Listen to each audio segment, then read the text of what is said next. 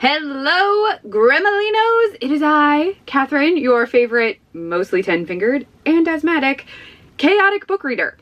I am here because it is Winterween! Yes, it is January 9th, which is also Chloe, our very adorable dog's birthday. She turned 6 today, just throwing that in here. But it is Winterween. If you don't know what that is, Winterween is hosted by Gabby, who is Gabby Reads on YouTube, and then I believe it's like My Fictional World, something like that, on Instagram. I always just go by her face, admittedly, for the icon when I'm typing. But she has hosted Winterween for a number of years at this point, and I typically, now that I do book challenges, take part and then vlog it. So there are 5 books, 5 prompts. So in my case, I'm doing 5 books. I believe you can combine prompts, so you don't have to be reading 5 books. I just decided to choose 5 books, run with it, go with it. And also the unofficial theme kind of for the challenge was vampires. All of the very cute artwork that was done for the challenge by Gabby's sister. The little ghost that they normally use is a vampire. He has little fangs, little cape. So I have made this challenge even more interesting for myself by literally only choosing books that have or are about vampires. All 5 of my books are vampire based, and I also, just because I wanted to be fun, I don't even know what to call this, I have decided that this year I am doing Books and Lala, or Kayla, her Buzzword challenge. I've never done it before, ever. And now at this point she has like 2 prompts a month. One is cover based and one is like words on the title based, is my best way of describing it. And I thought, you know what? Why not also do that here? So I have chosen 2 books from this reading challenge. So not only are these books about vampires, but I also themed them to Kayla's challenge. So 2 of the books I had to make fit her prompts. I will get into those very shortly. I will show you my entire TBR so you know what we're working with, but I need coffee. So I'm gonna take you to make coffee because I have a themed mug, because of course I do, that will help kind of really cement the vampireness. I'm also wearing, I think this is supposed to be a Halloween shirt. It says, "Love you to death," and it's a skeleton with like heart eyes, but it felt vampire-y, like loving to death, you know. But yeah, so let's go get coffee, and then I will get into explaining my TBR for this reading challenge. Also, the vague order I have to read them in based on library due dates. So let's go get coffee, Gremolinos. This is my mug. This is actually one of my favorite mugs. It is from like Big Lots before it went out of business, but it holds 20 ounces of coffee, which is wonderful. It says Vampire Blood. It's got a cool design. I am also drinking Joffrey's Cinnamon Twist coffee, which is very fun because it's basically a free bag of coffee. I talk about it in another vlog, but I get a free bag of coffee every month because I kind of like won a thing. And so this was my free bag this month, but it's always just fun to like drink the free bag of coffee. And then, ooh, there we go, it's brewing. This is just like my little coffee setup. That is a coffee and contemplation hopper that my wife got for me. And then these are some go-to mugs. So this is my favorite, my Gizmo mug. He hangs out here. I use him sometimes, but he hangs out here. That's my mornings are for coffee and contemplation mug. Also for my wife, she got me this as a like Stranger Things finale gift. And then that's my wife's Dallas Cowboys mug. She really likes Dallas Cowboys, and I wanted it here for easy access. Oh, and this is my Bob's daily calendar. So let's pull this. Oh, fun, it's Tina. Oh, it looks like she's running towards the coffee. Oh, that's cute. All right, I'm gonna get my coffee, head upstairs, and we'll break down the TBR. All right, so I really don't think you'll be able to read this. My entire TBR is in sparkly red ink, which I think is very fun. Maybe you can read that. I'll leave it for a sec. All right, so this is gonna get tricky because some of these are on like our digital books. So let me start with the book I chose for, well, let's start with the books that are combos. So the first 2 books that I'm reading are both for Winterween and also for the Buzzword challenge. So for the first book I will be reading, which is well, this is not the order I'm reading them in. You'll understand. Read a book in the dark or at night. I'll be reading Crimson After Dark by Avinash Alex Kaller. That is for the Buzzword After. It was before or after, and that one had after in the title. And that is on my iPad. So let me pull that up. I know I should probably be doing this in my bedroom so I have more space, but I still have plenty of time before work, but I would rather be in here to make sure all my stuff stays on. We have a horrible windstorm happening, admittedly, and I just want to be in here to make sure all my text stays on. Let's see if it stays up. Okay, perfect. This is like a novella, but this is generally the cover. It's a very short book. So that is what I'm reading for a book in the dark or at night. And then, actually I'm going to open this one. I'll leave it like that so you can see it. I think that's fine. Then for read a horror or thriller book, I am doing Coffin Moon. And the prompt that I'm doing, by Keith Rawson. One, Gabby talked about this a lot and I know it has vampires. And also the cover prompt was like an internal body part. And on the cover of Coffin Moon, this is just the general cover, is a skull, which is an internal body part. So at least I'm counting it as an internal body part. It's inside your body. So yes, those are the two books that I'm doing for Kayla's challenge and also Winterween. I do have to start with Coffin Moon because I have borrowed it. I think I'll put this here. Yeah. I have borrowed it from Libby and it is due back before the challenge is over. So I have to read Coffin Moon first. And then just to finish the Kindle books, I may just read the novella after that. So the Buzzword books should be done first. I am then going to be reading, I know I'm reading this one next for certain because of when it's due at the library. For the theme, I opened to the wrong spot in my notebook, sorry. For the theme, okay, we're gonna jump to the bottom and come back. So read a 2025 release you never got around to. I am reading Buffalo Hunter Hunter by Stephen Graham Jones. I have heard incredible things about this and I could get this from my library. It though is due back before the end of the month. So I am doing that one after I finish the like ebooks. And then the other two, and the reason I'm kind of lumping them together, over there, is because they're both Buffy books. So for read a book with red on the cover or blood, I am reading In Every Generation by Kendare Blake. Kendare? I think it's Kendare. I got this like gifted to me by my wife ages ago and I haven't read it yet. So I'm doing this one. And then for the next one, which is read a book with vampires or werewolves, which is etc. I am reading Big Bad by Lily Anderson, which is also a Buffy book. So I'm doing two Buffy books to like close out the challenge because I actually physically own those books. But I thought that would be fun, get them off my sort of, I know I have these books sitting around and I haven't read them. I don't really call it a physical TBR because sometimes it's just like random stuff because like sometimes I want to read a book I've already read, so, and I like physically own it, so I just like, there's just books that I have around that I'm like, oh, I should read that. But yeah, so the first book I'll be reading is Coffin Moon, and I probably won't read before work really, but I am going to read during my lunch break, which you probably won't get to join me for because I normally wind up watching like TV and reading at the same time, and I don't want to get a copyright strike. So those are the 5 books that both count for Winterween and Kayla's Buzzword Challenge. I am going to drink some coffee and finish getting ready for work. So I will talk to you, I guess, when I have a Coffin Moon update. So I'll see you then. All right, so I'm grabbing some food and I'm just doing like an easy thing because I am very hungry. In the event that I don't actually bake anything in this vlog, I'm gonna count putting these frosted pumpkin pie Pop-Tarts, which are very fall, in the toaster as baking. I feel like Lorelai Gilmore would approve. So I'm gonna get this packet of Pop-Tarts in this R2D2 toaster and I'm gonna have those as basically lunch. So I'll show you those after they toast / fake bake. Behold, pumpkin pie Pop-Tarts on a Stranger Things waffle plate. I'm gonna go eat these and finish up my coffee. I just got like super hungry and I was like, I'm gonna go get Pop-Tarts really fast. And I thought I would share again, because in case I don't bake, we'll pretend this is a baked good. All right, baked it. It's technically a pastry, right? I'm gonna eat. Hello, Gremolinos. I do have an update for you. I feel like you might be crooked. I keep like bonking my camera on things, so I think we're good. I may just be tired. I did want to give you an update. This is gonna be so awkward because I'm not going back to the cover, but this is an update on Coffin Moon right there. So I read some. I did manage to read a little bit before work. I keep forgetting. This is so stupid. Krista's work schedule has changed a little bit. So like I get into my office way earlier than I have been.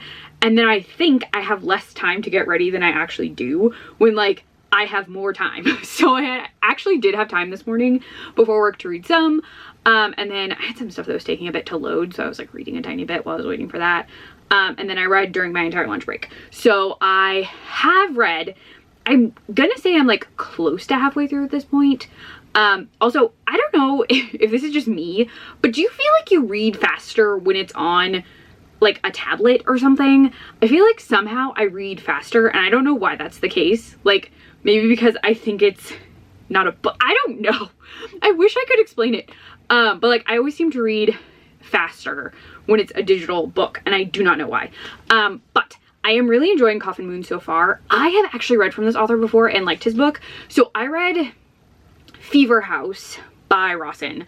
And I really, really liked it, but I didn't read the sequel solely because if I remember, I did a video where I read it. They're all pretty long. Like his books are not short. And on top of that, either my library didn't have it or they had like one copy and it was gonna be difficult to get it. So it was just like, oh, in the future, I'll read the sequel. So I haven't done that yet. It also was like set a varied amount of time in the future from the other book. I don't quite remember. I know there was a reason I put it off that was kind of like, I'll get to it when I get to it. But Coffin Moon, I am enjoying so far. The writing style is definitely very Fever House. We do get multiple points of view that stagger throughout. We are staying consistently kind of with one of our protagonists and then other points of view are in the story. And I remember really enjoying that in Fever House too. So in this, it's 1975. We are in Portland, Oregon, and we are following Minor and predominantly Minor. That's his last name. He works at a bar and lives above it with his wife and his newly adopted daughter. So Julia has come to live with Minor and Heidi because her mother is actually serving time and they are her closest family. It's his wife's sister who is now gone and there's no one else to take care of Julia. So she is staying with them and then Heidi, the wife, her parents own the bar and gave them the apartment when they moved out. And I only say all of this because it kind of sets up that the bar and the apartment are key spots at the beginning of the story.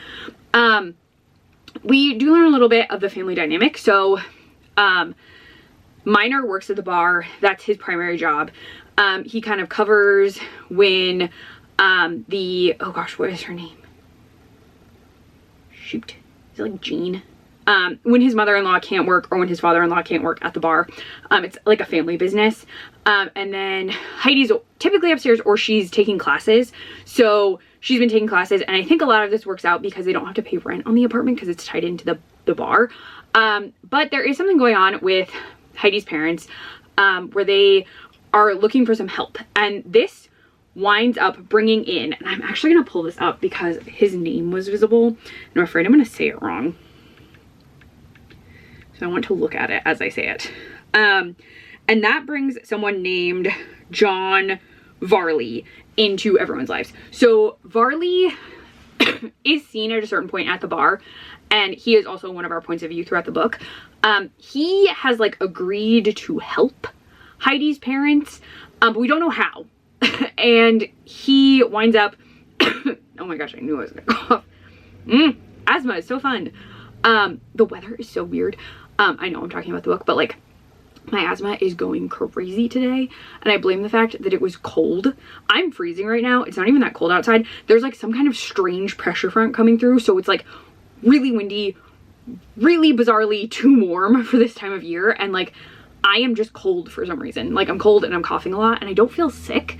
So like, I don't know if I'm just like really tired. I have no idea, but continuing, I may cough a lot in some of these clips. Again, I told you I have asthma at the beginning of this video. I don't edit out my coughs because they just happen. They're like an involuntary thing that I cannot control because I have a chronic cough connected to my asthma. So it's gonna be what it's gonna be. But his name again is Varley. I don't know why I keep trying to call him Varney. So Varley is introduced at that point and Varley is dangerous. Varley is a killer, and take from that the fact that Varley commits crimes against Minor and the young Julia, and Julia's like 12, 13. She's a teenager. Very young teenager. And this results in Julia and Minor having to, like, feeling this need to track down Varley and get their revenge for what he has done. So we're following them on this, like, journey to get him. Where I am, we've just hit the point where, like, we know they're going to be, like, traveling and hunting and searching for him. Julia has made a big decision that impacts both of them. I'm gonna pull this up. Oh yeah, his name is Dwayne. So Minor's first name is Dwayne, FYI. But he and Julia are going to be, like, trying to find Varley. There have been some changes to a number of things because they no longer have access to the bar or the apartment. And it does seem like we've hit the point in the book where it's just gonna be traveling. There's gonna be a lot of, like, driving or getting to places, but also with the shift in dynamic for one of the characters, we are going to run into the issue that they're going to consistently need to find shelter, and that shelter is going to have to be very specific. And I don't want to spoil anything, but, like, it does mention in the synopsis that they're, like, something has happened and the two of them have to contend with Varley. And that's all I'm really going to say. We haven't introduced to some other interesting characters so far. There has been a child who's not a child, which is something I always find so interesting in books, because this is a vampire book, I've already told you. So, and it's very prominent on the front, it's a skull with little fangs. But I will say the vampires in this do not seem to have duo fangs. It seems like they, their mouths turn into, like, needle, like, all of their teeth turn into, like, needle teeth, which, what would that be in? I have read a book where that was, like, how the vampires worked, and now I cannot remember. Was that how the strain worked? It's been a long time. I read The Strain and I watched the TV series for a while. I'm trying to remember if that's what I'm thinking of, where they were like, and it, like, was a whole nest of teeth, but I'm really not sure if that was it. I just know I've encountered it before.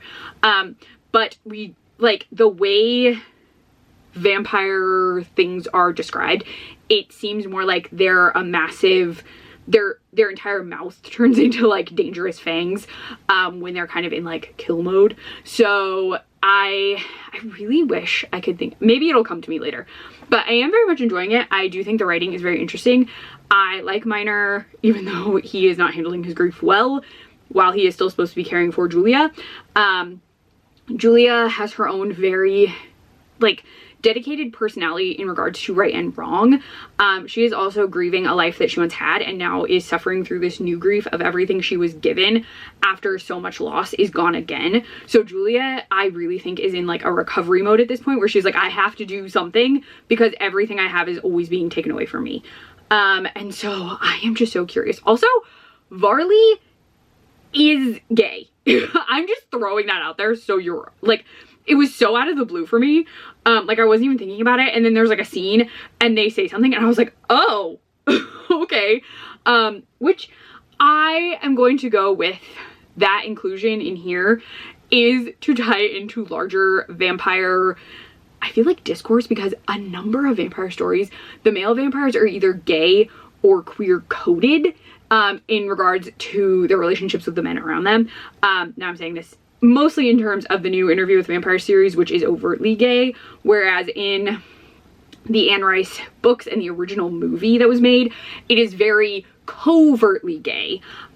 In this, his desires are for blood, and we also kind of learn that he's interested in men in some capacity. Now, we've only kind of seen that, but I did want to point out because I thought it was interesting. Like, I was reading, I was like, oh, okay, cool. So I'm just throwing that out there because he's also the villain. So it seemed like a thing I should point out. I don't have any complaints about it because, again, I feel like vampires are consistently so queer coded. Even, I mean, female vampires are consistently queer coded. And honestly, whenever I've read a vampire thing, I just assume that vampires would be very open to, I mean, they're alive a long time. You think you'd be kind of open to, like, anything. You'd just be a very free and open to experiences kind of person, monster, being. I don't know, at that point. Now I'm rambling, but I need to go. I just wanted to give you that update, and I would love if I could finish this tonight, but I don't think that's going to be possible. I'm gonna try and read some before bed, but again, I don't know that I'm gonna finish it. But I'll give you an update, probably not until I'm done. So I'll see what I'm gonna talk to you next. I'm not sure, but I need to go. I can also tell I'm very short of breath because my lungs are having a time. So yeah, I'm gonna go. So Gremelinos, be ready for my thoughts on the end of Coffin Moon. Also, my hair is doing weird things. I should really probably take a shower or put more dry shampoo in. One or the other. All right, gonna go Gremelinos. Hello, Gremelinos. It is well after work. It is after dinner. My lovely wife is finally home and cuddling with a goose. We had playtime with Chloe for her birthday. Well, we would have done playtime anyway, but it's her birthday, so they, Krista and Chloe did some fun playtime stuff. But I'm here because I finished Coffin Moon.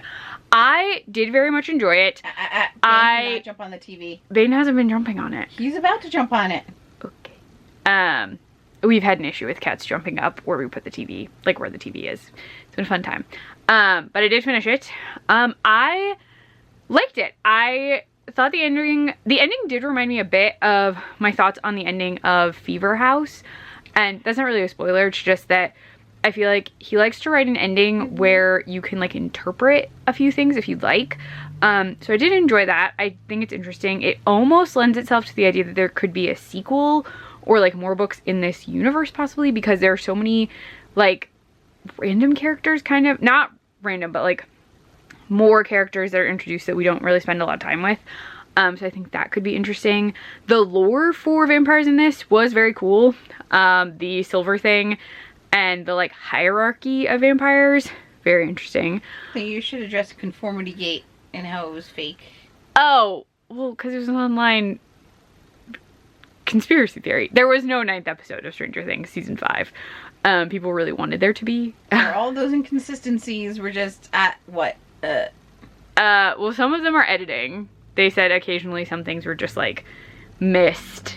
Like a continuity issue just occurred. But yeah. There was no 9th episode. It was a huge thing. I was kind of shocked. It reminded me a little bit of some stuff from when I was more on Twitter. That's what it reminded me of. Like fandoms being like, no, there has to be this, or where's this, or what's going on? Are you giving us like, I just kind of remember like fan chaos. People who really can't let go, their new theory now is that the behind the scenes that's being released an episode is actually an episode, and they're just calling it a behind the scenes. My goodness. It's gonna be a behind the sines, folks.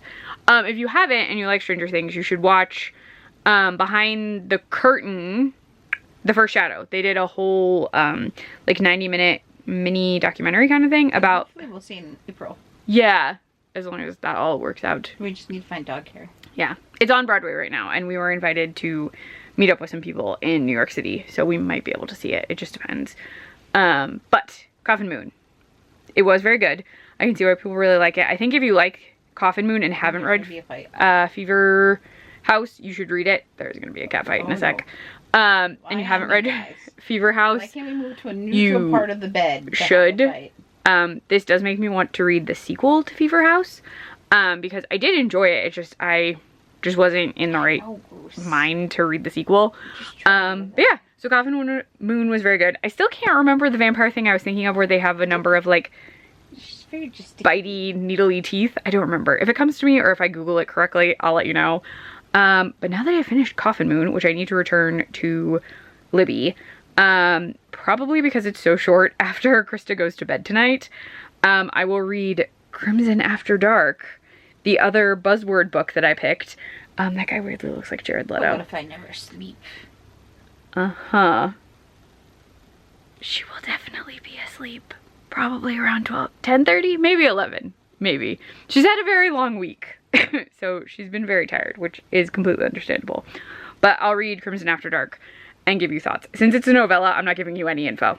Nothing. Just there's a vampire that vaguely looks like Jared Leto on the front. I don't know. But I picked it for the after prompt for Buzzword Challenge, which will put me well ahead with 2 books done at the end of the day, hopefully. But we're gonna watch, oh, the new Grey's Anatomy, you said. So we're gonna watch that and then take out dogs and then get situated for bed. But yeah, but Coffin Moon, solid choice. Very much enjoyed it. Definitely based on that, need to read that second book in the Fever House. I think it's called a duology, I think. But I would be interested to see if he does more with the characters from Coffin Moon. I just can't really tell you much more because it will definitely spoil things, because it is like a revenge story, and if I get too far into it, then I'm just gonna accidentally tell you what happened. But I do think it lends itself to the idea that there could be some kind of like follow-up story. But yeah, I'm gonna go. So I'll talk to you sometime tomorrow, Gremolinos, or maybe tomorrow. I'll talk to you sometime tomorrow. I'm not gonna inadvertently wake everyone up to tell you about this novella, so you'll have to wait until tomorrow morning. Hello, Gremolinos. Ah! Krista's on the bed. Ta-da! Can you see her? There you go. I'm following. The bed in the frame is like slanted, and she's on my side of the bed, and we can't tell if there's like a slant in this particular spot of the room or if the bed, I think the mattress is in the frame funny. One should not sleep at a 45-degree angle. You slide a little. But I'm here because last night I finished Crimson After Dark, which, remember how I told you that one was like, maybe I didn't tell you, but this one was the hardest to get to fit a prompt because I decided to do the before and after prompt for Buzzword, and like I was trying to find a vampire thing and a book to read in the dark, so I was like, oh, Kindle Unlimited. This is not a good book. It's technically a novella. Sorry, I just took my asthma meds. On top of it being a novella, before you start the book, there is a page that literally says, Emily will meet Adrian, and then Damien will want her. Like, there's a whole plot synopsis of this entire novella at the beginning, and then as you're reading it, that's all that matters. And also, like, nothing is really happening. So we meet Emily, who's like alternative. She goes to a vampire club, meets the lead singer of a band. He's a vampire, it turns out. And then he's like oddly training her to like fight monsters in a very like Watcher Slayer way, but like nothing is happening in any of the scenes. Like, each chapter does not feel connected. It just feels like a scene. The dialogue is repeated consistently, where he'll be like, truth is something you learn in pieces. Truth is something you must have the courage to find. Truth is, I was like, what? There's just like no plot. Then the fog is constantly entwining. The fog is constantly around. The name of the town, Ravenhollow, the name of the school, Sunnyvale High, and the name of the bar, which doesn't really matter, are always in bold, which is strange. But like, it doesn't feel like a book. It just feels like a series of scenes that are repetitive. And then there's like a character introduced who's like a teacher, and she's like, she's cat-like. She moves like a cat. She's monitoring. She's not going to step in, but she knows. And I'm like, what? Like, the whole thing was just odd. And it's a series. Oh, hey, we have a coupon, but we're not supposed to buy anymore. Well, whatever, we're gonna. Okay, it's for dog food. We have a dog food coupon. 25% off. I mean, it's a good deal, yeah. But yeah, it's just not a good book. Like, I don't, maybe she writes better in the next one, but like, it doesn't feel like a book. It just like was so repetitive. I was like, what is happening here? And it just felt like taken from so many sources. Like, Sunnyvale was very obviously Sunnydale, and like, I was just like, okay. And then like, it also reminded me of Vampire Kisses and kind of the Morganville Vampire series. So the benefit of this book is it made me want to try and like track down those books I read as a kid. Vampire Kisses is about an alternative girl who falls for a vampire, and like, it's a very cute YA series. Morganville Vampires, I did double check because I couldn't remember 100%, is about a college student who discovers the town she's going to college in is run by vampires. And apparently it got a TV series, but like, this was just not good. Nothing happens in this. Like, you could read the plot synopsis and that's it. Like, you don't need anything else. We're gonna run errands now, but I wanted to tell you I finished my read a book in the dark. So I only have 3 books left. So the next book I will be reading is, it's down here, can you see it? Buffalo Hunter Hunter by Stephen Graham Jones. It's my read a book from 2025 that you didn't get to. But we gotta head out. So yeah, it's not gonna focus on me because it focused, there we go. It focused on Ivy's face. It's a nice face. But we're gonna run some errands. I think I'll take you with us, just for the fun of it. So yeah, come along for errand running. 5 packages coming today? Oh gosh, all right, but we gotta go. So see you in the errands. All right, so I showed you that we got Dunkin'. Oh, those are here. Ta-da! I got a cold brew. Krista got something that has weird foam on top that looks unappetizing. She doesn't particularly like it, but I got blueberry cold brew, so that's a plus. We had gift cards. But so we don't normally buy beer, and yet we have a box of stouts. Are they all stouts? A box of stouts. So for your espresso. No, the espresso is a stout. Oh, then yes. Yeah. So we went into this like I don't know what it's actually called. Oh, bottle caps. It's like a beer cave kind of thing. And I wanted to look for like fall flavored stuff that they might still have. And they didn't really have anything, but they had all these stouts. So they had this Dunkin' one that looks really cool. Krista saw this one and we got 2 of those. I got a gingerbread one, so it's like Christmassy, and then I don't remember all these other ones, but stouts. The interesting thing though is they are apparently going out of business. So all of their mixers were like mixers, snacks, condiments. I don't even know how to show you all of this. This entire box was half off, and it's just like random. Whoops, sorry. I hit the record button trying to show you. It's very difficult. But Kristen needed soda for work, and all the soda was half off, so there's 2 sodas back there. And then there's like bagel crisps and tapenade and Jones soda, and there's some other stuff you can't see. Like we got some barbecue sauce that they had, and some buffalo sauce, like from Anchor. Is it Anchor Bay? Is the original buffalo wing? Am I calling it the right thing? Anchor Bar. Anchor Bar. Anchor Bay is something else. Yeah, I think Anchor Bay is a prison. Anyway, but you can't see all of that. But yeah, this whole box was 50% off. The beer, not so 50% off, but they were going out of business, and the woman was very nice. So we bought up all this stuff, and I'm really, really curious to try this Dunkin' espresso. So I'll probably put this in the fridge tonight so I can try it before we go to bed, because I'm very curious. But we are headed to the mall, which Kristen needs boots. So we're headed to the mall. I can't really show you because there's license plates all over, but that's where we're going. Also, I don't know why that says Jack's. But anyway, we're headed inside. Ignore the copyright music. Ta-da! Shoes. We have found absolutely nothing. And we've been to 3 places. Yeah, also yes, I am getting my undercut cleaned up next week. All right, back to shoe shopping. And my wife, who I told to wait a sec to start eating, but she can eat now. Sushi. Ta-da! It's so pretty. Krista ordered these. She's very good at sushi ordering. They hold the food. Now she's allowed to eat. I told her to hold 1 second. Hello! This is the exact same angle as earlier. Terribly sorry. It is what it is. It is late-ish. It's like 8-ish.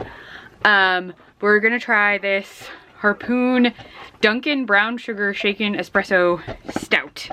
This is the can. Ta-da! Kind of in focus. I poured it into these cute Roddies and Ghosts cup. You had to shake it and then pour hard. So basically like flip the can upside down into the cup. So let's see. My hair is doing crazy stuff. I don't know. Ooh, that is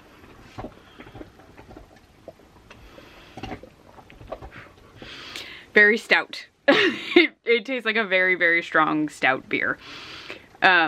So probably like 1 and then I will be completely full, because stouts like make you feel full. They make me feel full. I don't know that really, I mean, it tastes like coffee, but it definitely tastes like a very like deep stout.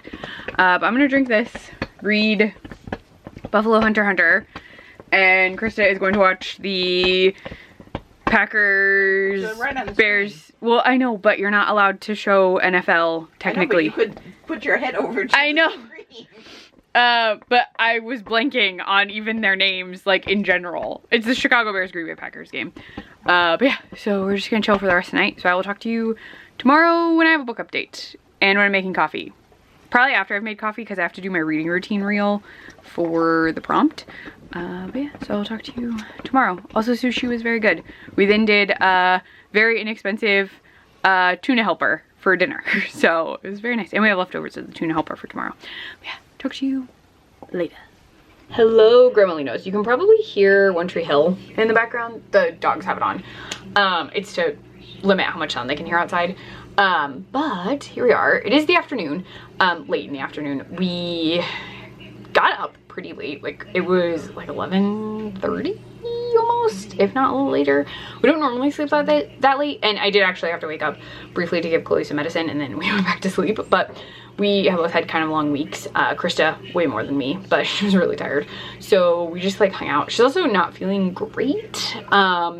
She is actually allergic to cats, and all the cats were like laying on her last night, so she's having like a mild allergic reaction and is probably a little under the weather. So she's just relaxing in bed. But I made us lunch. We had barbecue chicken wings and fries just from the freezer. And I've had like coffee, and I've read a teeny bit of Buffalo Hunter Hunter. I read some last night too. I don't know if I'm far enough along to like give you thoughts exactly. So I will just say I started it, and then when I actually am a little farther in, I will tell you more, because I'm really not that far in at all. So I'm just gonna wait. But I thought I would do something fun. It's the weekend. It's Winterween. I'm also gonna bake later tonight. I am going to make something fall-esque. We have a peach cobbler that's frozen in the freezer, and I'm gonna make that. And I chatted with Krista because she disagreed the Pop-Tarts counted, and technically they don't count as baking, but you know. And I was like, peach cobbler counts as like fall, right? Like people make cobblers during the fall. I don't personally, but I feel like they're a more fall food. She's like, yeah, peach cobbler would totally count. So I think peach is technically a summer fruit, but I see peach cobblers around fall, and I agree with her. It's like a cinnamony kind of dessert. So I'm gonna make that later, because dinner is just gonna be some leftover tuna helper from last night, because we had some left, but enough that we could like do that and then be hungry enough still to do a dessert. So that's my plan. But right now we're gonna do something crazy because it's a Sunday and I'm not going anywhere. Also, I'm wearing my spiderweb like sweatsuit. I got this a few years ago and it's very comfy. The sleeves are a little short for me. This happens all the time. But the pants fit. So, I mean, the top fits. It's just I typically wind up pushing the sleeves up because they're not quite the length I like. But we are going to make a bourbon, well, it's technically bourbon whiskey and Coke, bourbon and Coke. I'm only doing this because ages ago, was it 2 years ago at this point? It may have been 2 years ago at this point. Krista and I watched the entire extended Vampire Diaries universe. We watched all of Vampire Diaries. We watched all of Originals. We watched all of Legacies. And while we were doing that, because we were talking about Vampire Diaries a lot, we got like a promoted ad for Brothers Bond bourbon, and I believe a store around us had this in stock, and I was shocked. So we picked it up, but we're not big drinkers, so this is like a very slow use of this. And some of the drinks I made with this, we didn't even drink. Like, we tried them and they were terrible, and it's my fault because I don't know how to make a whiskey drink. But I know that people do like this with Coke. Like, it's not this particular thing, but like people put various brown liquors in Coke. And I have some Diet Cokes. They're not name brand. This is just like a generic cola. But I'm gonna try and do a Coke with this bourbon in it because it's vampire themed. Because Salvatore Brothers. So Paul Wesley and Ian Somerhalder created this brand because they actually used to drink a ton of real bourbon on the show, because they thought it was, like the show was like, yeah, we'll just put real bourbon in everything. No, they switched it to iced tea because people were getting drunk. But this is the drink. They have other versions, I think, but this is one we have. And I'm gonna use my very cute, my weekend is booked cup.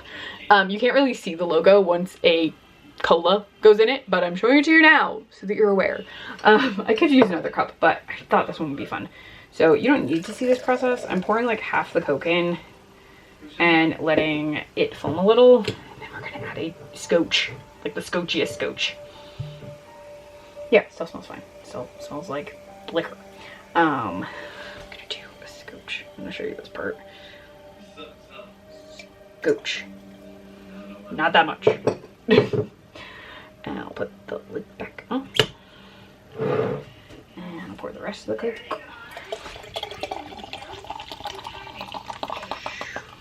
Whoop, I don't want this to overflow. All right, and I'm gonna give that a little stir. I think you can't shake this because it's foaming. Okay, let's. Okay, not bad. Mostly tastes like Coke. I could probably toss some lime in there and it'd be really good. But I'd have to get the lime and I don't want to do that because I'm lazy. But that tastes fine. I really didn't add that much, so I'm not surprised. But it tastes okay. Survivable. Later, Krista wants to try one of the other stouts we picked up at that like bar store that I said, or the beer cave bar store. Sure. That was going out of business. So I'll probably we're gonna split one, I think, or maybe we'll each have one. Probably split it though. We'll do that. She did not like the Dunkin' Stout. And I will say the Dunkin' Stout just tastes like coffee beer. It does not taste like the brown sugar stuff. So it was fine, but it basically tasted like a beer that was supposed to taste like black coffee. But yeah, so that's the update. This update was very long for me just making a drink and kind of telling you how the day's going. Krista's watching football, so I'm gonna read. That is my plan for the day.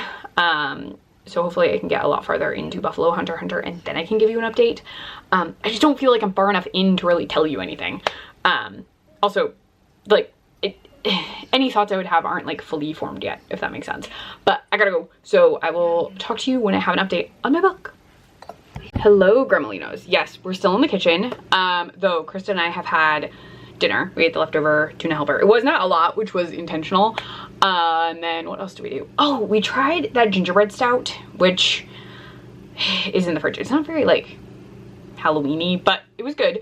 Krista really liked it, so that's gonna be like her beer, especially because I have to drink all those Dunkin' stouts we picked out, which is fine. Just tastes like black coffee. I already talked to you about that yesterday. But I am here because I just put this in the oven, and it had a whole process. So I am making a peach cobbler from Marie Callender, which I've actually been to one of these ages ago. They have them in a few places, but I remember going to them in California when I was a kid a lot. I didn't live in California, but we used to visit family in California when I was younger, and I just remember going to Marie Callender's because there's always like dessert. And we would get pie at the end of the meal, like every time. But I have that in the oven right now. Did not show you getting it in the oven only because it like needed to thaw a little bit according to the directions. I had to have the oven to a certain temperature, and I had to like poke holes in it. It was like a whole thing. So that's in the oven now. But while that is prepping, I am about halfway through, a little over halfway through Buffalo Hunter, and I feel confident enough to give you my thoughts so far. Now, I have looked at the synopsis, and I am going to discuss some elements that are not in the synopsis just to provide you my feelings, because I feel like no one has really brought any of this up, which I think is interesting. So, or maybe I'm just like missing some reviews of this. I am enjoying it so far. I think Stephen Graham Jones is doing a great job of establishing the Montana as it is at this point in time. So Montana has just become a state, so it's still very territorial-esque. And I say that as someone who used to be obsessed with reading like Little House on the Prairie and the Dear America books, where like a lot of them also included like traveling to the West. And we're getting this idea that the towns are built, they're kind of insular. Some towns in particular typically are all from kind of the same area. And so the area of Montana we're in, a number of them are German, including our pastor. And the setup of the town is everyone kind of knows everyone, and it's very small, while Montana is a very big state. So, knew I was gonna cough. Love asthma, love it a lot. So, the story itself is kind of what the synopsis tells you. This is a journal of a man in, it is 1912, correct? I wanna make sure I say the right date. Yes, 1912. So we're reading the diary of a Lutheran pastor. Please refocus on my face. I know I looked away, and now you're like, no, don't look at me. Don't behold my being. Hi, I'm the only thing here that's a human, unless you're looking at a ghost. Hi. I love when it does this. There we go. So we are in the journal of a pastor who is Lutheran, and I bring that up specifically because I'm going to mention a couple things, in Montana in 1912. Now, this journal discusses a number of confessions with a Native American. This does say American Indian, but I'm just going to say Native American, solely because he does get very, actually, this is by Stephen Graham Jones. I could say American Indian, but the Good Stab, his name is Good Stab. And he is kind of telling this pastor all about his life. But what I find interesting in this story, so not in the synopsis, is the fact that this journal is found during some sort of construction or renovation project in 2012 in Montana.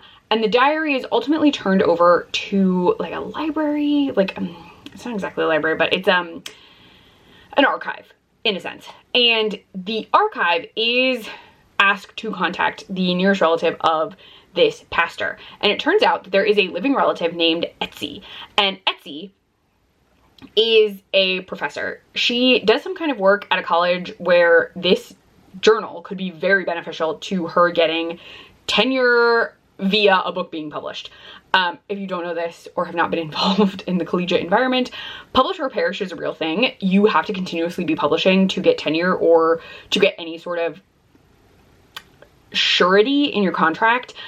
Typically, if you're not publishing enough, they may let you go because they may not see you as a viable addition to their faculty. So Etsy is like, this is perfect. Like, this is a family member.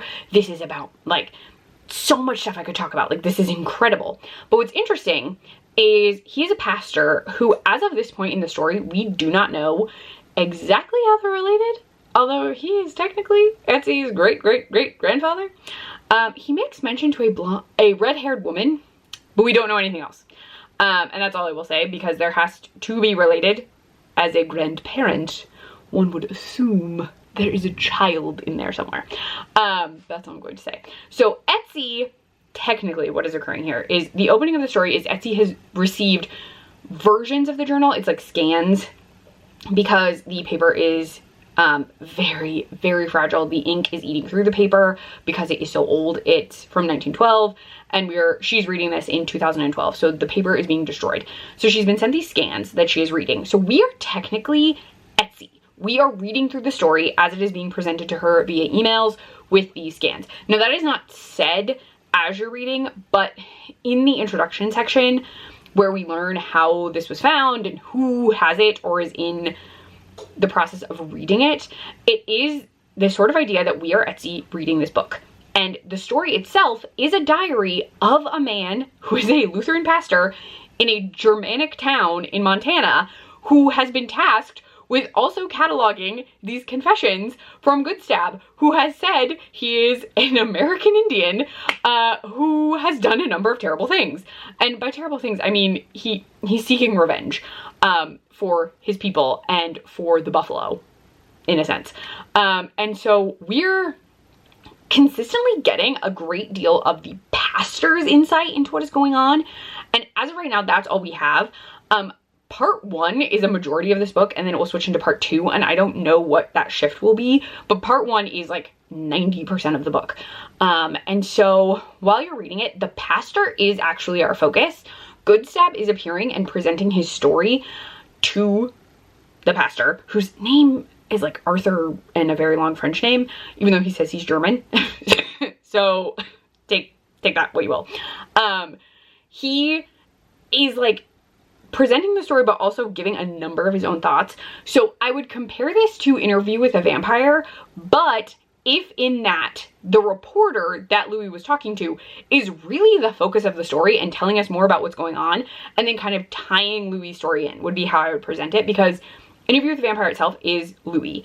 Now, if you've watched the Interview with the Vampire show, the reporter is in the show a great deal more, and I would almost say the way this is told fits a bit more, almost, with the current retelling of Interview with the Vampire on TV. Because the pastor is our focus. The pastor is actually who Etsy is interested in. It just so happens that Goodstab's own story is being presented to us there. And on top of that, while some of it is very gruesome, there are some great horror moments because we know that Goodstab is a vampire. The setup of this book is that he is a vampire.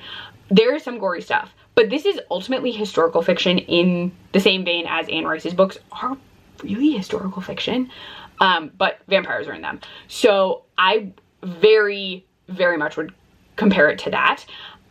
It's also so interesting to me that the pastor is the focus, because I would have expected Goodstab to be, but because Goodstab is talking to the pastor and it's the pastor's diary, there are a number of sequences without Goodstab. There are a number of sequences where the pastor is just like, I'm waiting for Goodstab, I don't know where he is.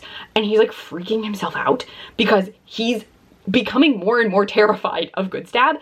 And the reason I wanted to mention specifically that it calls him a Lutheran pastor, it's so funny to me because it does seem like the church he is in was previously a Catholic church, because the Germanic people that he's with, and I say Germanic in that they have spoken German or can speak German but are predominantly speaking English, they keep calling him father over and over again, which is telling if you are used to being Catholic.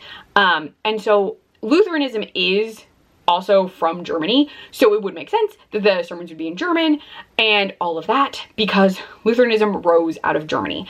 Now, the difference between the two religions, which is probably not important to you, but what isn't fun for me in the story, as someone who's raised Catholic and who did study religion a bit in school, Lutherans do not have confession because there is not someone who's supposed to stand between you and God. You can speak directly to God, whereas in Catholicism, you are but a person who must speak to a priest to speak to God. You do not have a direct line of prayer to God.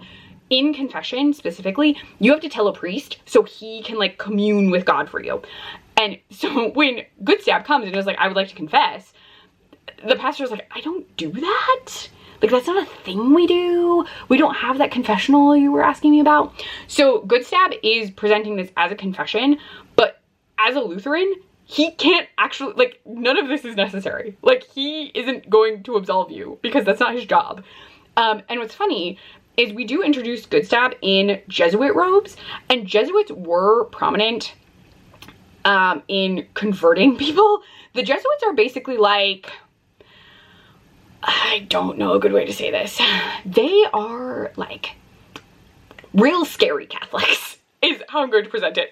The Jesuits were, I think they're still a Catholic order. The Jesuit part I'm a little loosey-goosey on. I do remember that the Jesuits were a high, like their whole goal is conversion to the faith. And the Jesuits do this very forcibly. They're less, come to God, more like, we're gonna bring you to God today. Like, they're a very, very assertive order of Christianity. And they are of Catholicism. Like, they separated from Catholicism. Lutheranism did too, I believe, is how that works.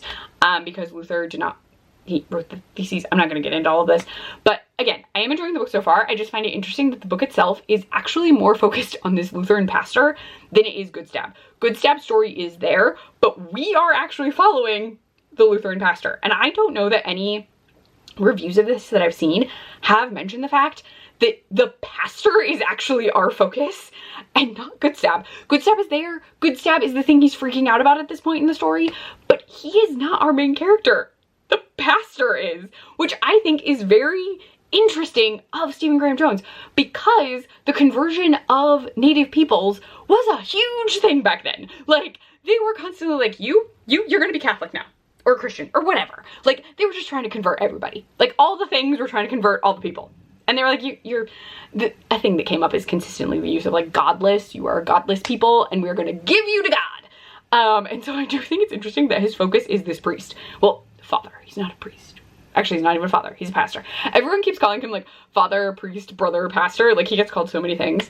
But yeah, those are my thoughts. I am very much enjoying it, but oddly enough, I am enjoying it more as someone who is appreciating the religious aspect of it. And also, I am enjoying Good Stab's story, but it's so interesting to me that the pastor is who are being filtered. It's being filtered through him. So like, is everything he's saying 100% accurate? Can we trust everything that he's telling us of Good Stab's story? Like, it is supposed to be a one-for-one accounting, but also he's then freaking himself the freak out about all of this at a certain point where he's like, no, he's not a vampire. And at this point, he's a bit more like, he's a vampire, which is very funny. So that's all I'm going to say. I'll give you my thoughts on the ending.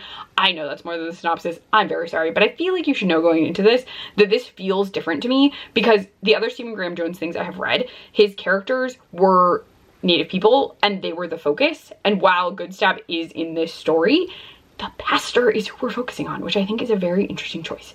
But yeah, but I'm gonna go. I have to monitor this cobbler. I'm gonna read some more. I keep smacking my hands, I'm sorry. They're cold, and so I'm like trying to warm them up. And also really assert them facts for you. Yep, that's what I'm doing. But I'm gonna go. I'm also gonna throw some YouTube on. I have someone's book video on. I'm not even sure who it is. Oh, I did watch Gabby's first days of Winterween vlog, the first Winterween vlog. It was very fun. I may watch the sprints. I can't really do sprints during the day. Sometimes I watch them back later. So I may watch these ones back later, the ones that Jan, Gabby, and Gavin did. But not right now, I don't think. Maybe I will. I haven't decided. But I need to watch this cobbler because I'm very worried it's gonna burn. So I will talk to you maybe tonight if I can plow through this book. Maybe tomorrow. We'll see. I'm not sure. But yeah, I will talk to you at some point, my dear Gremolinos. Behold, peach cobbler in a bowl. Ta-da! It's a cute little Halloween bowl. All right, gonna eat this cobbler when it cools. Hello, Gremolinos. I might be in focus. There we go. It is nighttime. It's after 9. I think it's almost 10. Krista is taking a shower during halftime of the... Who is playing? I forget who's playing. Someone's playing. It's a football game. But there's a game on. But I finished the Buffalo Hunter, and with no spoilers, I'm gonna let you know, Did not expect that ending. Didn't expect it at all. Please note, Etsy is presented at the beginning and at the end. So just know Etsy is part of the ending. Because she's not mentioned on the synopsis, which I find so interesting because she's kind of key to the story. And normally key characters are listed, and I don't think she is. I'll double check, but I swear. Yeah, she's not mentioned at all. But yeah, so Etsy is at the end of this. But like the ending, completely unexpected. Like I was not anticipating it. I anticipated a part of it because of how how the story, oh, my battery needs charge, so this will be quick. Based on how the like story is unfolding, but like nope, would not have guessed a number of things that occurred.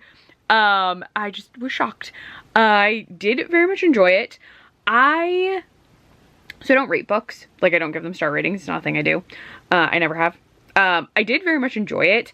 It does feel very different to me from other things I've read from Stephen Graham Jones.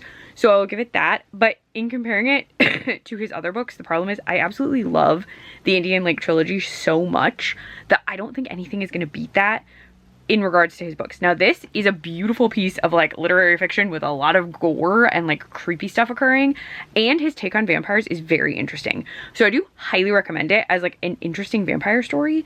And I would recommend it if you like Interview with a Vampire, because I think it like feels in the vein of that, even though I was speeding through his acknowledgements and didn't see it referenced, but still felt connected to it to me. But yes, I enjoyed it. We're now onto the Buffy books, and then any books I decide to throw in, but definitely onto the Buffy books. So I'll talk to you tomorrow when I have a charged battery and probably coffee, because I have a very cool coffee mug I'm going to show off tomorrow morning. So I'll see you in the morning, Gremolinos.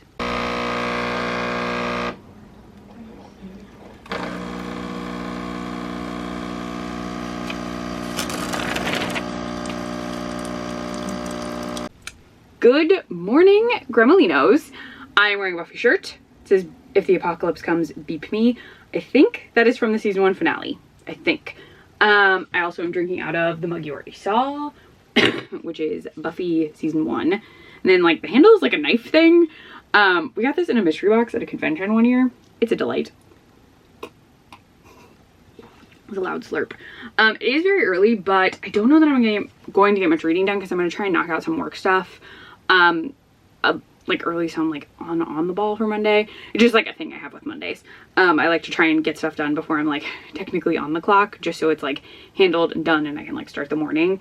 The book that I will be reading first of the 2 Buffy books is going to be Big Bad, a novel. This is an alternate reality kind of Buffy thing. So it is set in 1999, but instead of being like, ooh, yay, everything is great in Sunnydale, everything is, well, bad, because Big Bad. I won't get into details because it's not a very long book, so by the time I read the whole, I feel like I'm just going to wind up reading the thing in like one fell swoop. But just know this is not the Sunnydale you know from the series, exactly. I feel like it's going to be a little bit, and I don't know anything, I haven't read anything yet, like those episodes where they show Xander and Willow as vampires, which you might remember from, oh god, I forget the season. I know it's when Cordelia wishes like Buffy never came to Sunnydale, and we get like this frightening alternate reality. I feel like it's gonna be like that, and I love those episodes, so I'm very, very excited. But I'm gonna drink my coffee, handle my work stuff, and I will talk to you at some point. I am gonna read during my lunch break, but until then I won't have any updates. And again, this one is like, the font's pretty big and it's not very long, so I feel like I'm gonna breeze through this one. I am also going to toss on the sprints that Gabby, Gavin, and Jan did, because I do want to see them. I just, again, it's so hard for me to catch them when they're live, so I'm gonna count it as joining the sprints because it's so impossible for me to catch the live ones when they're actually happening. Just because, one, we're always like doing something, or I'm at work and I just like don't want to turn them on during work in case I have to like do something that involves me like not paying attention, then I've turned off anyway. So I'm just gonna not paying attention to the sprint. Like I wouldn't, like I'd have to turn it off or something, but I am gonna have it on, so I'm gonna show you like the teeniest clip to show that I have it on, and then yeah, I will talk to you either after work or during my, like at the end of my lunch break. I'm not quite sure, but I gotta go. I know I keep hitting my hands. I don't know why I'm doing that right now. I mean, they are cold again. My hands are like always cold in the winter, but I gotta go.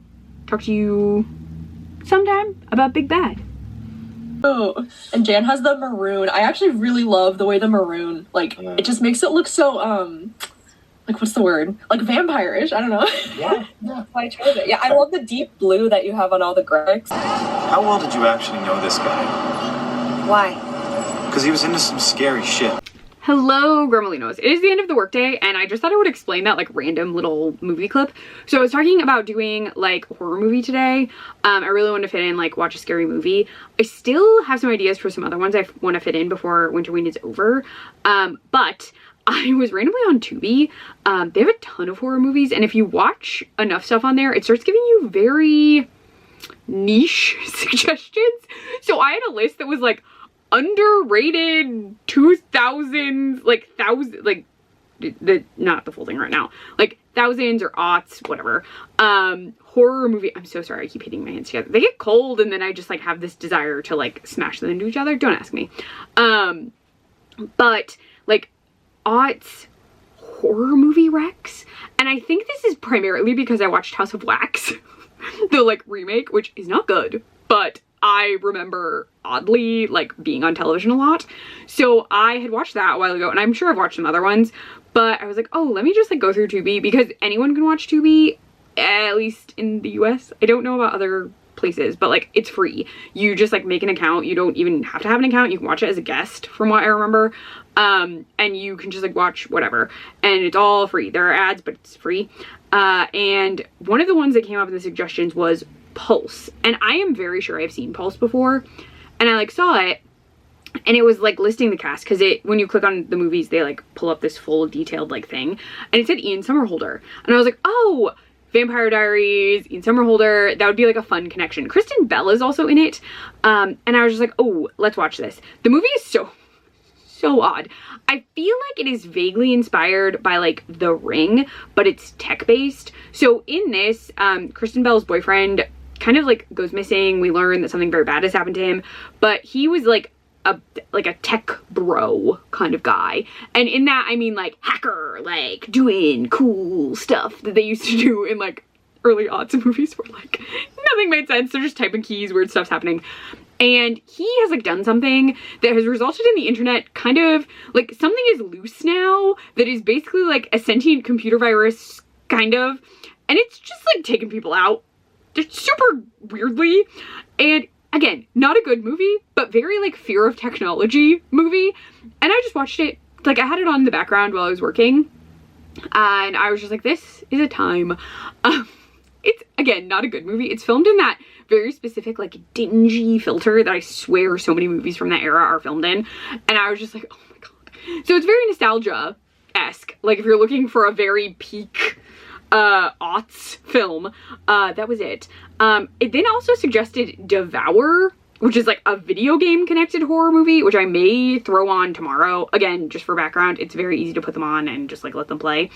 And I kind of, so the other movie I kind of want to fit in is Scream 2, because Sarah Michelle Gellar is in it, and I'm reading this Buffy book. Sorry, my bookmark is making lots of noise. But because I'm reading this, I did manage to read a hunk of it during lunch. I probably still have like 200 pages to go, mostly because I was reading very slowly. I threw the TV on. I was kind of like reading, also was posting my Winterween post for the day. So like didn't read dedicatedly for my whole lunch break, but it is so much fun. I haven't finished it, but I will tell you it is very fun. It involves an interdimensional, like portal hopping Buffy, who gets chapters titled The Slayer, and she is traveling about and trying to destroy evil in various dimensions. It seems like she was thrown out of time, which leads me to believe that this is possibly Buffy from the episode where Cordelia wishes Buffy never came to Sunnydale, because the 2 points of view we're getting in this are Anya and Jonathan, and Anya mentions that she has to make like pocket realities when someone makes a wish like that, and I'm like, oh, so is this perhaps a Buffy who was like chucked into a pocket dimension instead of a different reality being made?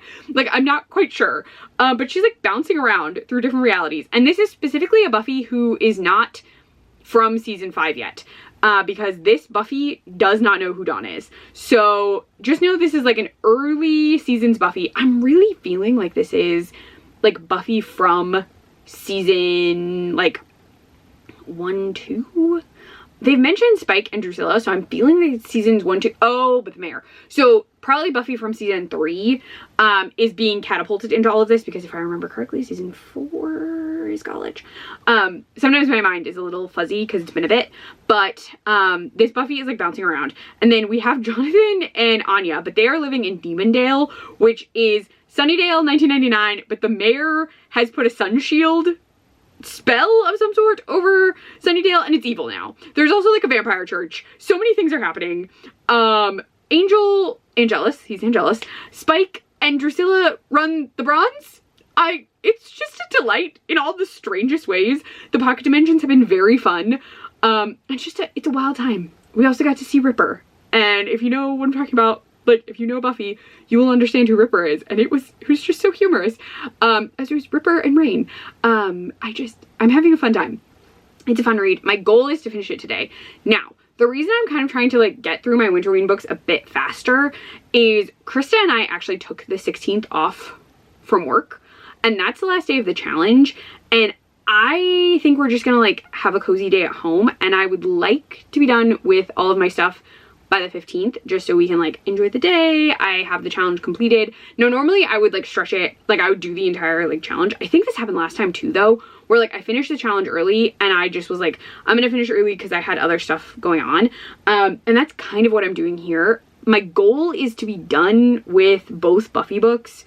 And instead of adding in any additional books, I'm just gonna like call the challenge there, because I will have finished my completed TBR. And I was debating about adding other books, but I think what I'm gonna do is once I finish the final book I have for my TBR, I will call the video there and I'll start editing it so I can get it up. Probably to post sometime on the 16th or maybe the 17th, but probably the 16th. Even though that's the last day of the challenge, just because I wanna like have the day and not worry about it. So that is my thought. That is my plan. This would, in theory, mean I need to finish everything by the morning of the 15th so that I have time to edit like during lunch and get it up after work. That is my thought. So yeah, it is after work right now. I just like wanted to fill you in on all of that.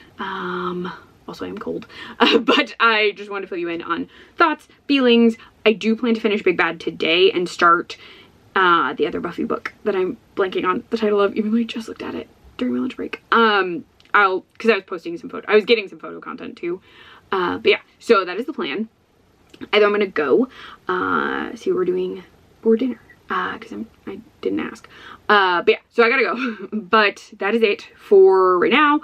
If I finish the Buffy book tonight, I might fill you in before I go to bed, possibly. I haven't decided yet. Depends on how tired Krista is. She didn't get a lot of sleep last night, and I know she's really tired, and she, based on she didn't really like text me during the day, which means she's very, very busy, and can't check her phone at all, because like I sent a couple like check-in texts and I haven't heard anything. I didn't hear anything. My brain is tired. I'm also a little tired and a bit too caffeinated, surprisingly. So yeah, I don't know. I gotta double check with her what we're doing, but I need to go to do the double checking. So I will talk to you tonight or tomorrow. I don't know. When I finish Big Bad. I will talk to you when I finish Big Bad in some capacity. I am having a great time with it though. I love an alternate dimension and I love villains. So this is a fun time for me. Hello, Gremolinos. My hair is very wet. I speed shoveled before work and was very gross, and so I took like a super fast shower. I still have a couple minutes, so I thought I would fill you in on the reading plan for the end of Winterween. So I have one book left. I already went over all of this, but let me give you final thoughts on Big Bad, which, oh my gosh, was a delight. If you love Buffy and you love the villains of Buffy, you have to read this. This was so much fun. I was like giggling. I was cracking up. There are some deep cut references. There are references to so many seasons. I did determine it is season 1 Buffy who's doing all the transdimensional portaling or whatever. It's season 1 Buffy because she doesn't know who Spike is. So just keep in mind it's season 1 Buffy but meeting all of these people. And the ending of this was oddly like cute. Like, it was sweet and fun, and I would read more set in this universe. And also there's just like a funny additional character that appeared, because Demondale, the universe, does have a Slayer. It's just not Buffy. So you'll see. This was just so much fun. The next book I'm reading is In Every Generation, which is kind of a sequel book. So I do know that we're following Frankie Rosenberg, which would be Willow's daughter. And that's all we really know. So this is set after season 7. I'm not quite sure. I mean, it would probably be like season 7 plus how old Frankie is plus a couple years. And in this, something is going on with all of the Slayers that were, what was it? It's not called up, but like at the end of season 7, all of the Slayers, like anyone who had the potential to be a Slayer became a Slayer. And so something is going on with those who were like chosen, and Frankie may or may not have some connection to all of this. I am very intrigued by this because I love Willow. Willow is one of my favorite characters, and I'm so curious to see what her daughter would be like, because Willow herself is a witch. So like, does the daughter use magic at all? Is that a thing she does? I'm just very interested. So I have heard good things about this. Is it like Spooky X Spice on Instagram said that they had read this one and it was good. So I'm very intrigued. And I love like different versions of something I enjoy, like alternate realities, sequel-y things. I just like seeing what's going on. So I will be reading this today. I do have a doctor's appointment, so I don't get a lunch because I'm using it to go to the doctor. So I'll be eating something at my desk, but I won't really have time to read. And I might be able to knock some out at the doctor's office. Krista did have court tonight, but now she doesn't, so our schedule is very different. But I think we're going out to dinner, so I might take you because we might be getting something very odd for dinner. But I'm gonna drink my coffee, finish getting set up for work, and then my day will start. So taking a big sip. Hold on. So I will talk to you at some point later.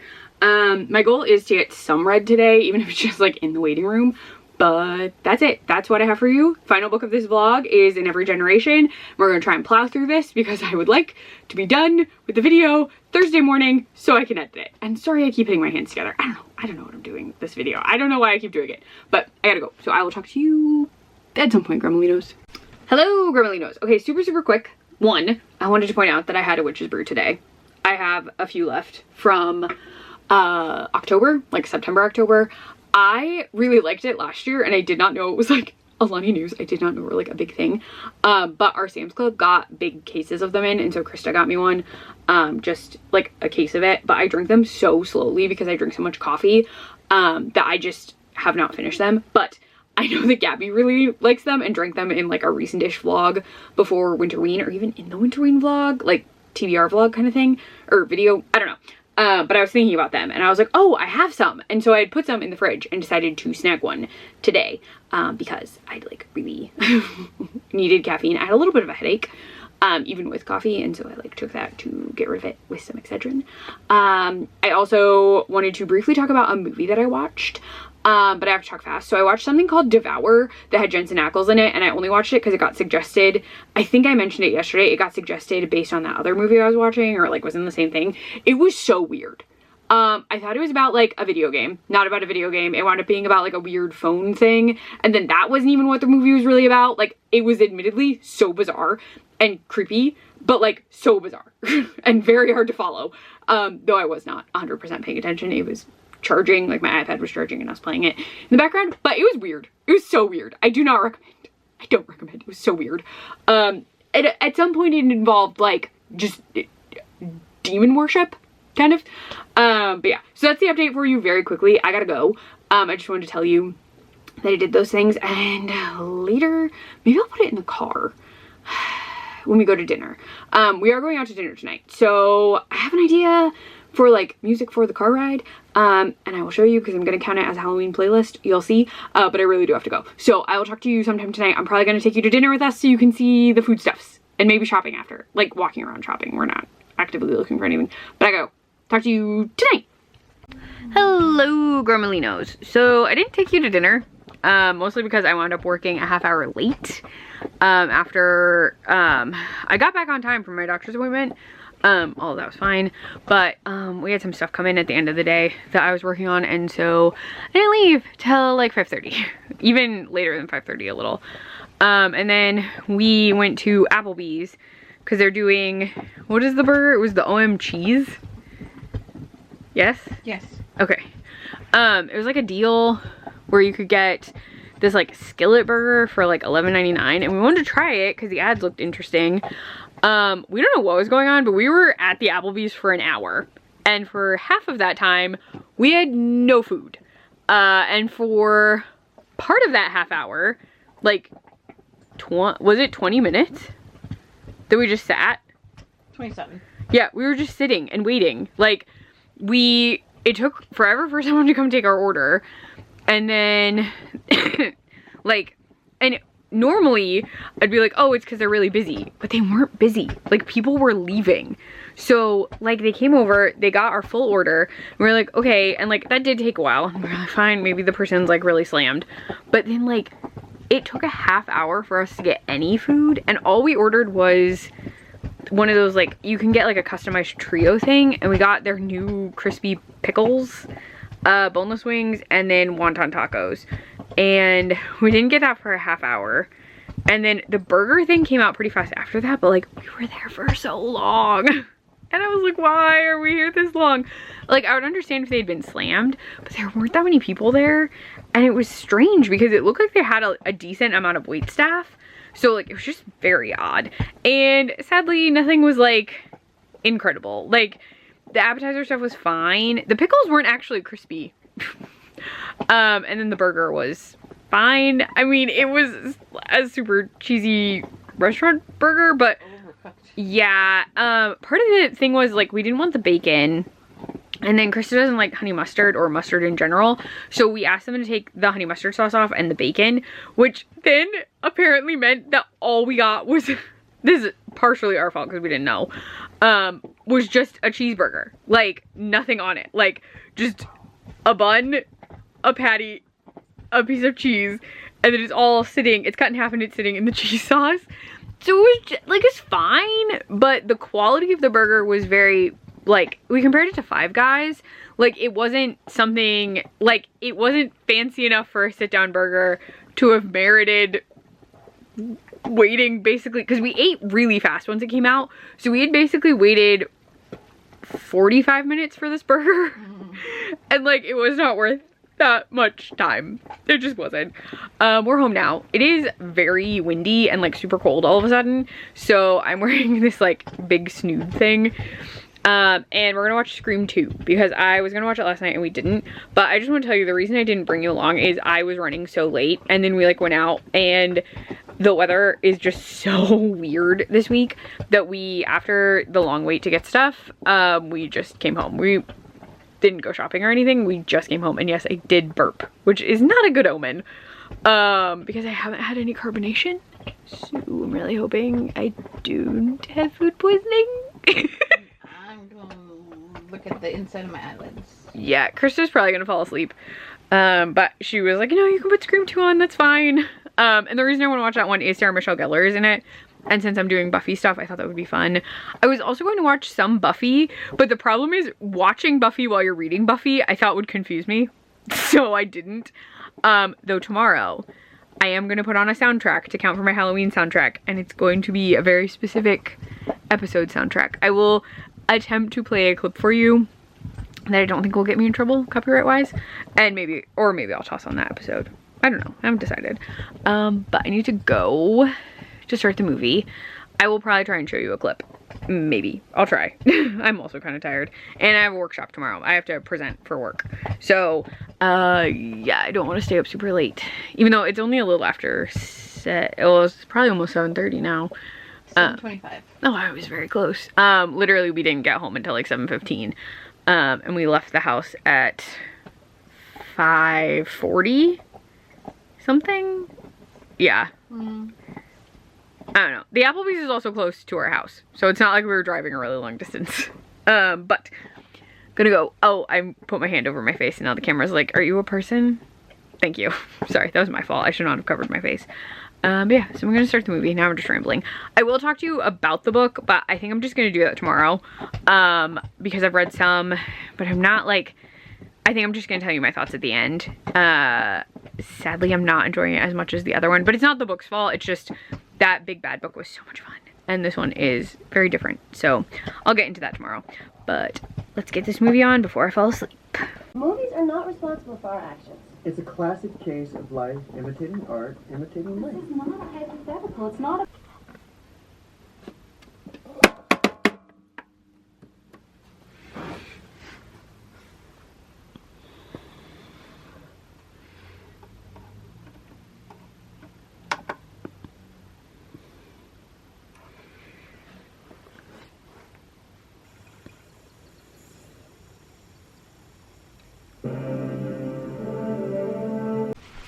Hi, Gremlinos.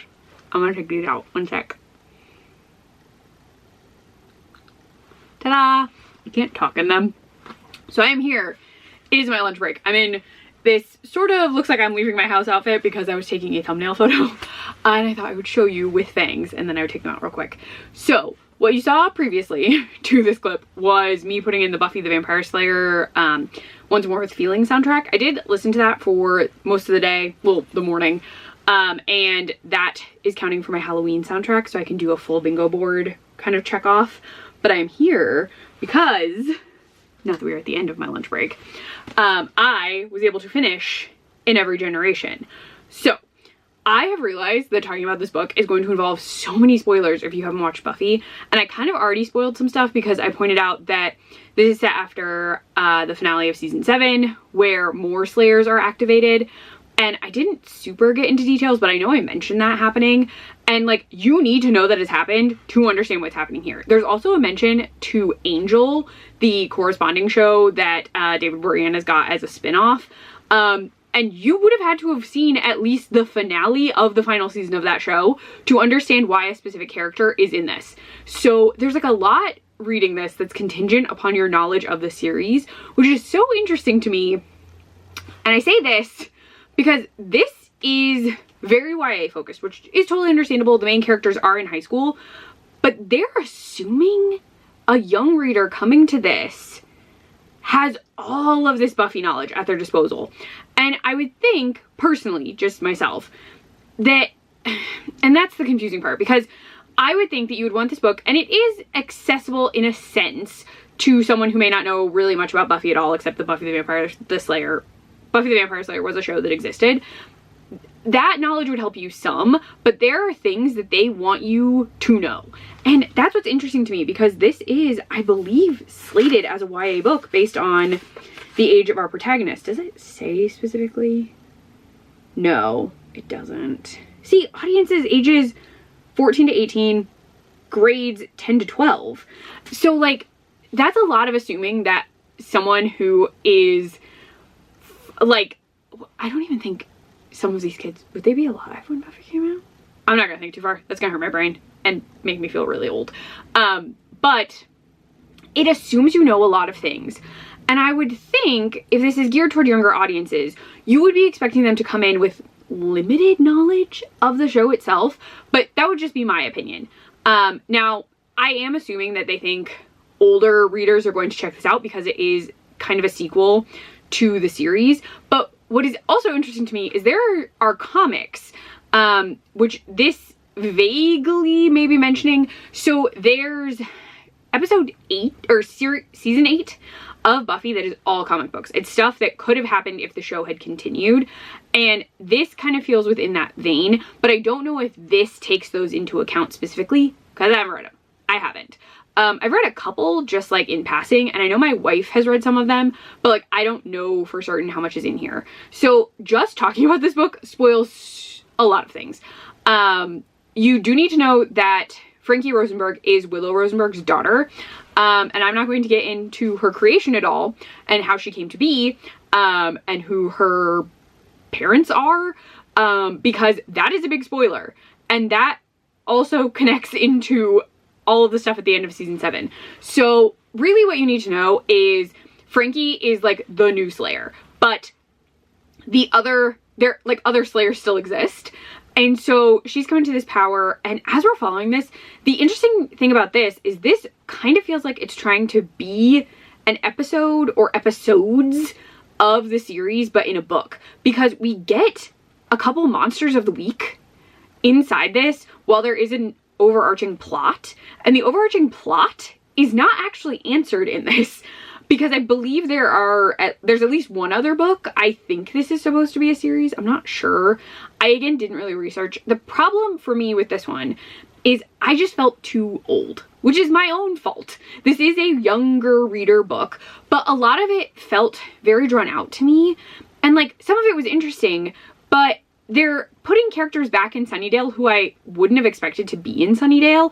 And again, some of this I can't tell you because then I'll spoil a great deal of Buffy. I will tell you that Oz, who is a character that Willow dated previously, he is in this. They are not dating in this. but they have dated in the past. He's in here, and a ton of new characters are introduced. And a character is brought back who you would be surprised by if you haven't, like, if you've consumed the series but never finished it, or haven't finished the series, because they basically spoil all of the finale of season 7 for you, and then parts of Angel by presenting this character. So like, it was fine. There is a big bad in this, and there are some demons that come to assist, which is cool. And like, I liked watching Frankie's journey, but this felt too long to me, and I just like could not connect as well as I wanted to. Like, I was hoping I would connect with this a lot, and like, it was enjoyable, but again, it's only enjoyable if you know, like, you couldn't come into this without having consumed all that Buffy stuff. So it's interesting as an extension of that universe, yes. So that I did find interesting, and I do think the writing is solid. It's just, for some reason, I was not connecting with this one as much, and it's probably because I read Big Bad first, because Big Bad was just so like fandom-y. Like, it was just like for fans of villains in the show, and I absolutely love that. And while this is so fun for a young reader, I think, and it has such like fun elements, it has fun chapter titles, it has fun interactions, there's just a big mystery that's left pretty open at the end to, again, continue the series. But I was like trying to care so much, and I was like, we're doing so many things, and some of this I don't care about. Like, there is an Instagram based monster of the week that pops up, and then that monster is gone. Like, it was just like there to be there and to supplement a character being added to the book a bit, and I was just like, I'm not as like, I wanted to be so much more invested in this than I was. And like, I liked Frankie as a character. It was cool to see Willow doing stuff, but I did mention something to my wife, like, we were pretty far in the book, and like, I was pretty far in already, and I mentioned they were like looking for people, they were like looking for slayers, and my wife just goes, why hasn't Willow cast a location spell? And I was like, well, she's not really doing magic in this. And my wife was like, but why is she doing magic? Like, Willow is like one of her favorite characters, and she was like, I don't understand. And I was like, well, she's not doing magic because she had a kid. And she was like, but why is that what's happening? And then oddly enough, Willow does a locator spell, but it's not for what my wife was like asking about. And I was like, why hasn't she done a locator spell for the other stuff yet? Like, that was the weird part. So like, parts of this are fun. It's fun seeing the character interactions, but some of it was just like losing me. Like, I could not stay engaged. So I do actually think young readers would love this, but it has to be a young reader who's been introduced to Buffy either on their own, a family member, a friend has had them watch Buffy. Like, I think I would have been so into this in high school when I would have been the core demographic age, and I had watched Buffy at that point. So like, I think I would have loved it. I just think I'm too old. I'm so sorry. I'm old. But this is the final Winterween book, so I'm not adding other books in. And I mentioned that I wasn't doing that primarily because I need time to edit, and I do want to get this up on the 16th. I know the 16th is actually the final day of the challenge, but again, my wife and I took the day off. We're having a day together. I told her I would not be doing any editing or like video stuff besides hitting publish on my video on YouTube, like make it public. That's the only thing I'm going to do. So I need to be able to edit, and I need tomorrow. So that's what I'm doing. And because I managed, by the grace of Dracula, Carmilla, by the grace of Carmilla, I managed to finish far earlier than I anticipated. I really front loaded Coffin Moon and that novella. Like, I did not anticipate getting them done in a day, the two of them, at all. I didn't. And once I did that, I knew I was like well ahead of my plans, and I would really be able to fit another book in at this point, but it's not going to happen. I am going to give that time to myself to edit. Now, I may watch a Buffy episode or two, maybe. I may watch another horror movie. I'm going to be doing some like horror themed stuff for a bit because I have an idea for another video that is not specific to Winterween. But I'm not going to get to that until the weekend. And I also want to bring you along for some stuff on the weekend after the challenge has already ended. So that's what I'm focusing on. There may be some more horror movies. Someone mentioned My Bloody Valentine because I said a Jensen Ackles movie on YouTube, and I actually have never watched that. I've seen clips, but they thought the weird Jensen Ackles movie, because I said like, oh, I watched a weird Jensen Ackles movie. They were like, oh yeah, My Bloody Valentine is weird. And I was like, oh no, I watched something even weirder called Devour, but now I should probably watch My Bloody Valentine. So I may track that one down. I think it was on Tubi, admittedly, but I'm gonna go. I need to get back to work. I read some during my lunch break, and then I wanted to designate some time to get this done, and I did not have to present today. There was a snafu with our schedules, so they bumped us. There were a few of us presenting. We got bumped to next week, so I didn't have to present this morning, which was great because it was a very goofy day. But I'm gonna go. This is the end of the Winterween vlog. My dogs are barking, and I should probably check on them. I just heard some woofs. But yeah, if you like this video, please give it a thumbs up. If you want to see more of me, please subscribe. Beyond that, oh, I'm on Instagram at Clef Grover After. Same thing here. I think that's it. I had a great Winterween. I thought it was a lot of fun. I watched some goofy movies. I listened to the Buffy soundtrack, which was always fun. And yeah, I did a lot of things. It was a fun time. I read some very good books, and some books that were not as good. But I had a great time overall. I love doing Winterween. I'm excited for Summerween. So hopefully I see you in my next video, but I will be vlogging lots of things. I read a lot. So yeah, I will see you in the next one, Gremolinos.